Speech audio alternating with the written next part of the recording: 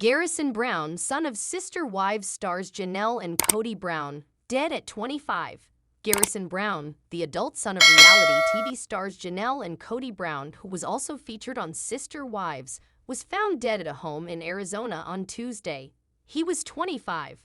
Flagstaff police said it appeared he died by suicide. Officers responding to a report of a death at the home were met by Garrison's younger brother Gabe, police said. Police said that the death was under investigation and that there was no sign of foul play. Sister Wives, a TLC reality show that has aired for 18 seasons, focuses on Kody Brown, his 4 wives, and their 18 children. He shares 6 children and 3 grandchildren with Janelle and has said he is estranged from them.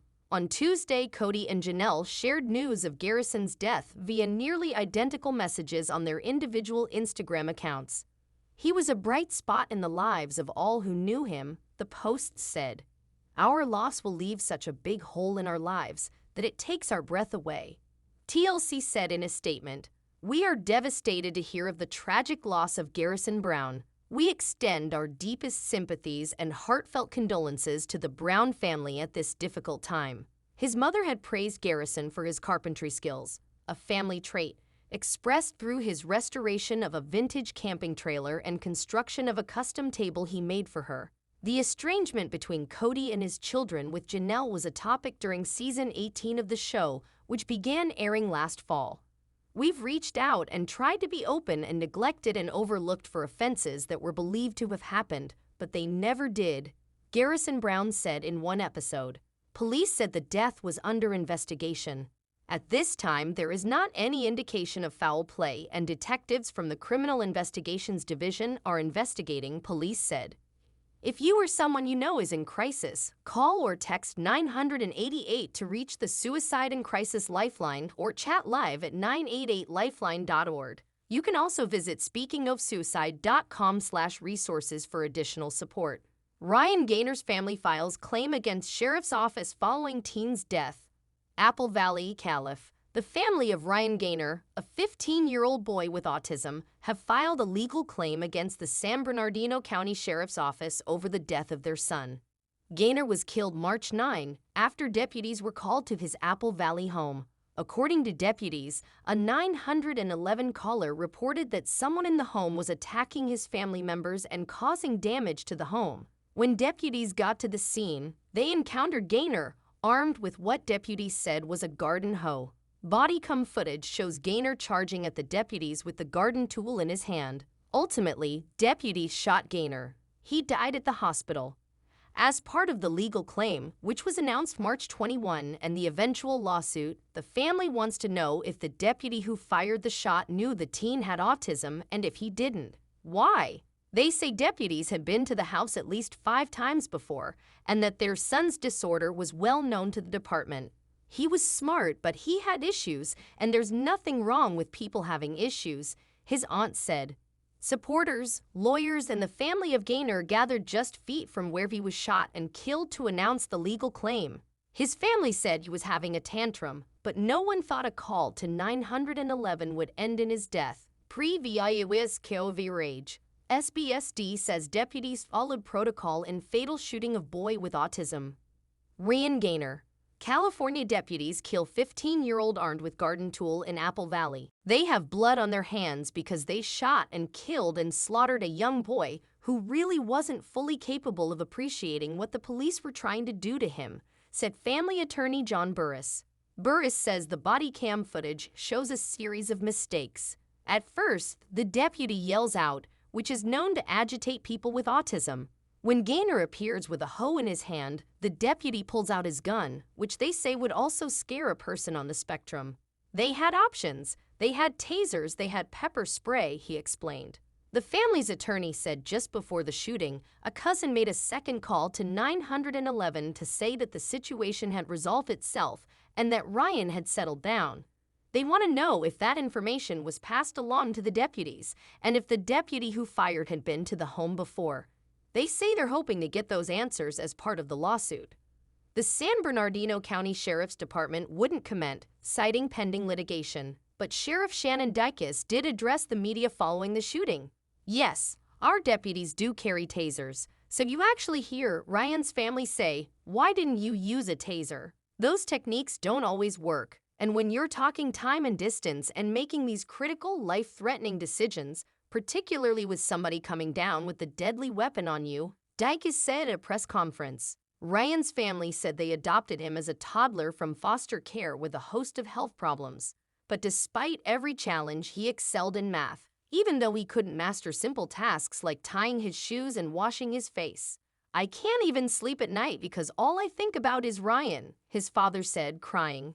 Family of autistic California teen killed by deputies files wrongful death claim. VIC-TO Calif. The family of Ryan Gaynor, a 15-year-old boy with autism who was fatally shot by California Sheriff's deputies earlier this month, has filed a wrongful death claim against San Bernardino County, the family's attorneys announced Thursday.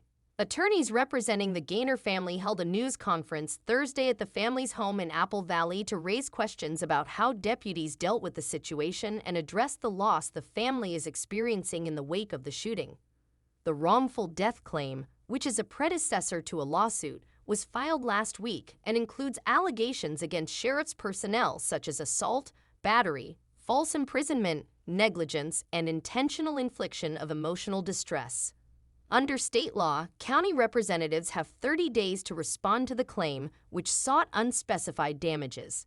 Gaynor was killed on March 9 after the San Bernardino County Sheriff's Department responded to a call reporting that the teen was assaulting family members and damaging their property. Body camera footage released last week showed deputies firing at Gaynor after he ran at them with a bladed garden tool.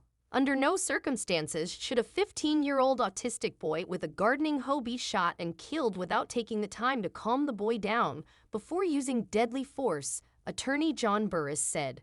The police conduct was unreasonable. What happened on March 9? The Gaynor family's attorney said the family disturbance began with a dispute over whether Gaynor would be allowed to listen to music and play video games before doing his chores. Deputies were told Gaynor was assaulting family members and had smashed a window at the family home. But Gaynor's cousin, who was at the home, later called back the sheriff's department and told authorities that the situation was under control prior to their arrival, the attorney said. Once a call was made that the situation was under control, the officers should have backed off, Burris said. Around 4:50 p.m. local time, 2 deputies shot and killed Gaynor as he charged toward one of them with a bladed gardening tool raised above his head, according to sheriff's officials. A callous restriction. New York Library won't let man with autism use children's room. Sheriff's Department responded family home 5 previous times. San Bernardino County Sheriff Shannon Dykes has defended the actions of the deputies as legal, but also said the shooting was a tragedy for everyone involved. The deputies responded as they were trained to under the circumstances that presented themselves in the moment, Dykes said. He also decried what he called a weak social network that has failed to meet the needs of people with mental health challenges. The sheriff's department had responded to the family home 5 previous times leading up to the shooting, according to sheriff's officials and the family attorneys. Each of those encounters ended with Gaynor being taken for mental health treatment and none involved violence. Attorney DeWitt Lacey said the deputies should have been better prepared to deal with Gaynor. The deputy presented as a threat and definitely escalated the situation, he said. Ryan was not a demon or monster that could run through bullets or overpower 2 deputies with hulkish strength. He was a 15-year-old autistic teen having a bad day, Lacey added. What is autism? Here's how autistic advocates say you can support the community responsibly. Gaynor was super intelligent kind. According to a GoFundMe fundraiser set up to help Gaynor's family pay for funeral expenses, the teen was active in the community. He tutored kids after school, assisted with robotics programs, and participated in community cleanups. He was a super intelligent, kind, generous, respectable, thoughtful, funny, goofy, charismatic person who always saw the good in people. The fundraiser page states, Ryan wanted to be a mechanical engineer and run track for Oregon State University one day. Our hearts continue to break at the thought of him being robbed of his bright future. Gaynor attended Apple Valley High School in Apple Valley, about 47 miles north of San Bernardino, California, according to Apple Valley Unified School District spokeswoman Zoe Whittier. We are deeply saddened by the passing of Apple Valley High School sophomore Ryan Gaynor, Whittier previously said in a written statement to the Victorville Daily Press, part of the USA Today network. Our thoughts go out to his family and loved ones. This article originally appeared on Victorville Daily Press. Ryan Gaynor case. California family of teen files wrongful death claim.